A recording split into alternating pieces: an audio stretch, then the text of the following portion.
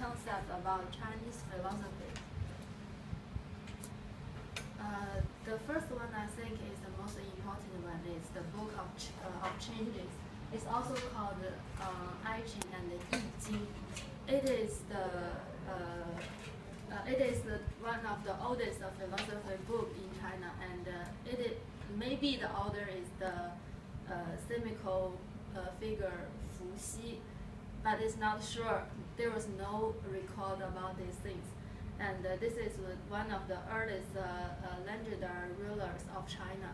And maybe it can date back to 208 BCE. 2,800. 2,800 BCE. So it's very, very old. And you could say 2737 BC. 2737. Now I want to introduce some main concept about this book. The first one is yin and yang. It is the mainly elements about this book. This is another kind of language system. You can see one line it means yang, and one line there was something absent. It means Broken line. yes, broken line is yin. And the two elements they combine three together, they create 8 different new words. And using different new words, combine 2 together, they create 46,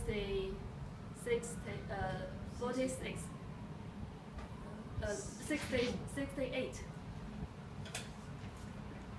these elements. And also the second is 8 trigram. It is the 8 elements combined with 2 yin and yang, and 64 hieroglyphs is the collection about different 8 chambers coming together.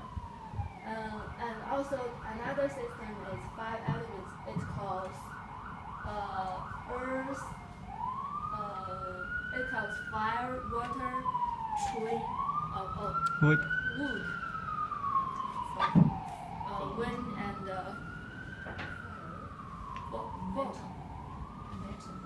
mental. Yes, mental. And they gave out this kind of elements different character according to 5 elements, and also give them combine them together with the location about north, south, east, west, and give another model of philosophy. It is recalled from the phenomena in the universal. So when you want to know something, you can just using the information you get translate them into this kind of word, and using them into this model, then you can know what you want to know. So it's very interesting. And first originally it was a divination book, but the insect concepts is the earliest philosophy. The next one is Taoism. Totally they have two different kinds. It's one is philosopher Taoism, the other one is religion Taoism. The philosophy Taoism is built by Lao Tzu. It is a person who is very quiet and silent. She is unwilling to go outside, just stay at home without any words. And the other famous one is Zhuangzi.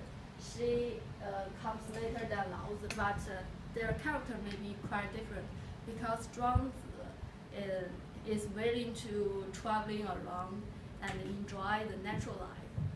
And they have some famous book like Dao De Jing is made by Lao Tzu, but it is not like Lao Tzu is willing to write a book. It's just because when he want to go outside the country, they doesn't want he go, and the power classes say, if you want to go outside, you should leave your your books, your essays before you go. So Lao gave them the book of Dao De Jing, and actually in the whole book is want to explain something about Dao. It gives many imagination about what is Dao, but actually Dao maybe all things is Dao, but nothing is Dao. And this book is. Could you repeat that last section? I didn't understand. The book is explain what is Dao.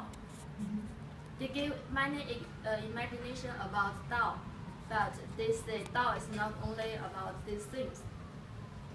Okay. This book is the first philosophical book works in Chinese history, and they have mentioned about which lie beyond shape and the future. It's like something you cannot see or feel, but it doesn't mean it wasn't exist in the world. And also they mentioned a word of unnameable. It means not everything that lies beyond shape and features is unnameable. And they Hang on. Oh, unnameable. unnameable. Universals, for example, lie beyond shape and feature, yet it was not unnameable. Do you guys all understand what she means by unnameable? Unnameable. Think of the word itself. What's the root word? Name? Yeah. What does un mean? No. Can. Yeah. And able? Ability. Ability. So what does unnameable mean, the word itself? You can't name it. Cannot Because be named. you don't know it, so you can't name it. But So what does it philosophically mean? not too clear. Again? Not too clear. No, think about it. Think about it. What do people mean if they call it unnameable? Indescribable. Yeah. Unnameable, indescribable. So what is it? It is something you don't know. Okay, give me some more words for it. It's cannot be named. It cannot be described. 是什么？ Indescribable. Jane, are you with us? Attention here. So what are we talking about? What are we describing? Describe nothing. No, I think no. What is this condition that we're talking about? I think it's a situation is too complicated, and you can explain very clear, and also there's something a very mystery or like that. Just believe So in yeah, you nature. can't. It's Okay. indescribable. So what are the words that we use to talk about those kind of things? Mystery? Yeah, okay. What else? Abstract, yeah. Mystery, abstraction, Secret. secret. What else? What are the systems of thought to talk about these kind of things? 唯心主义吗？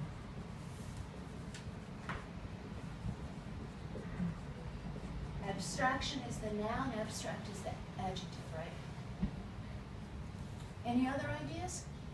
Idealistic. Again? Idealistic. Idealistic.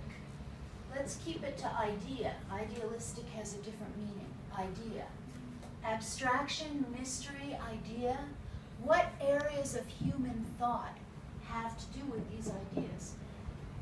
That go from the how to say it? Nature. Nature is not abstract. Nature is really physical, right? They believe. Belief. They yes, believe what they thank you. believe. And what systems did people invent to talk about their beliefs? What areas of, you could think about it. Religion. Yeah. And another one. Face. Faith. Faith. Face, F-A-C-E. No, faith. Faith. F-A-T-H. Faith. Fate. No, fate is not exactly in here. I mean, fate is a part of these things. Religion, what's another area of study or area of human endeavor? Yeah, philosophy. Philosophy, religion, philosophy, beliefs, ideas, abstraction, mystery. When people talk about what is unnameable and what is indescribable, we can't name it, we can't describe it. That's when they're talking about philosophy and religion. Thank you. Sorry to interrupt you.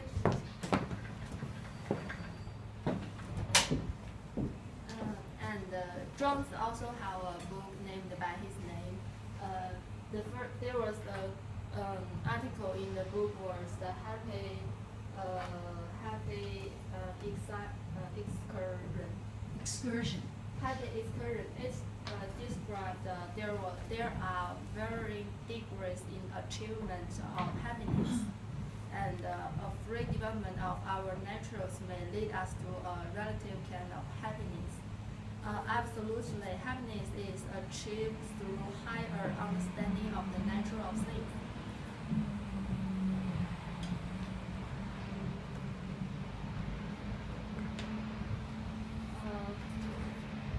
Next one is Confucianism. It was created by Kongzi, and his name is Confucius. Chinese name is Confucius. He was a great teacher, and he has more than thousands of students, and most of them became very famous in his state, in different countries, different policies, and he educated his students by 6 classes as textbook. The first one is the Book of Change. The second one is the book of Odes, is about poetry, and That word is pronounced odes. Odes, the book of Odes, and is about poetry, and the book of history, and the Li is rituals, about ritual, and music. The last one is the really history of the Confucian state. And that was Kongzi. There was a book, 论语, which was a collection of his works by his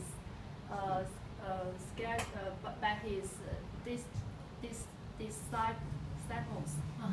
By his disciples, and record about the story, how he educated his disciples. And the other one is Mengzi. He followed Kongzi, is another famous person in Confucianism, and he is the earliest wing of this philosophy. The last part is Buddhism. We all know that Buddhism is coming from India, and Siddhartha is the founder. And after he founded Buddhism, they separate to different parts. One is Hinayana, also called Theravada, and it means small vehicle to save. It emphasizes that individuals ride their own small vehicle to save themselves and take self-enlightenment with Wisdom as its idol. And the other one is Mahayana. and it strives that all individuals ride together in the great vehicle towards salvation and take the compassionate salvation of the others as its idol. And That word, by the way, should be spelled with an H, so it's Mahayana. Mahayana, okay. Sorry. And various forms of Chinese Buddhism belong to the traditional of Mahayana. And from Chinese literature resources, we can know that the first Buddhism come to China is in the 1st and 2nd century AD. And its mainly concept is not great differ from the alcoholism of Yin Yang and about I Ching, so it has been accepted by Chinese people easily.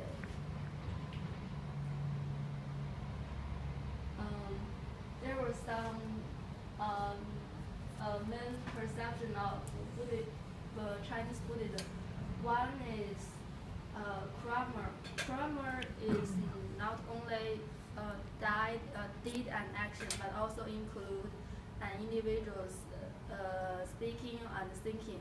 According to Buddhism, all the phenomena of the universe, or to be more exact, of the universe of an individual sensitive being are the manifestation of their mind.